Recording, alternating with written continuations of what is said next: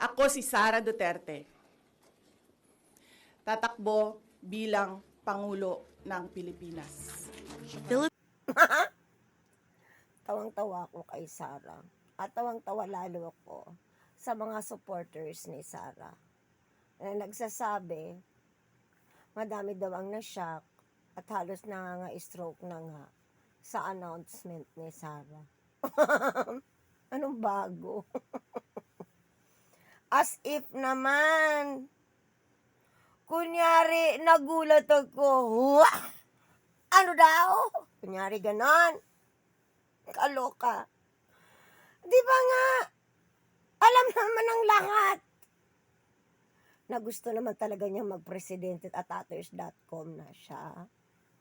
Diyos ko, para sa akin, ang maagang pagsabi ni Sara na siya ay tatakbo bilang presidente sa 2028 ay hindi strategy. Hindi lamang pala ito strategy or pagmamaneuver ng kanyang strategiya.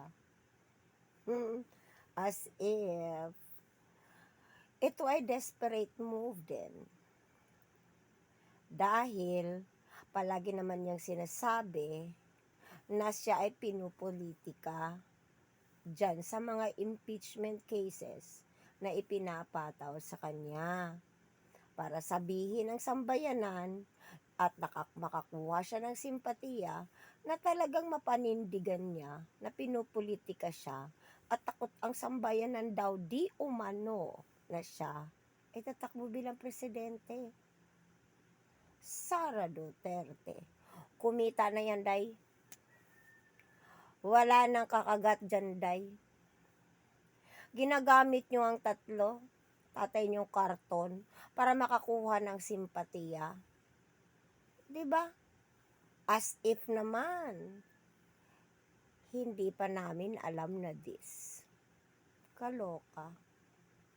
Ginagawa mo ang desperate move na yan para to test water dun sa mga kongresista na matakot kulo sa iyo. At ito naman, itong mga supporters mo na willing bumambam ng mga etsas ng mga Duterte. Wala eh. Given na yan. Kapag DDS ka, matik, tanga. Alam na nga lahat eh. Diba? Natatakbo ka pang presidente sa lagay na yan. Ni hindi mo nga mapanindigan ang transparency at accountability bilang VP. Hindi mo nga mapanindigan ang maging secretary ng DepEd. Nag-resign ka nga, di ba? Dahil ayaw mo ng responsibilidad at mas ayaw mo ng transparency at accountability. Tapos may mema kang ganyan.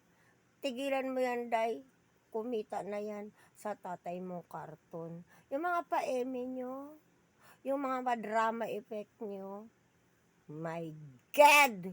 Gising na ang Pilipinas.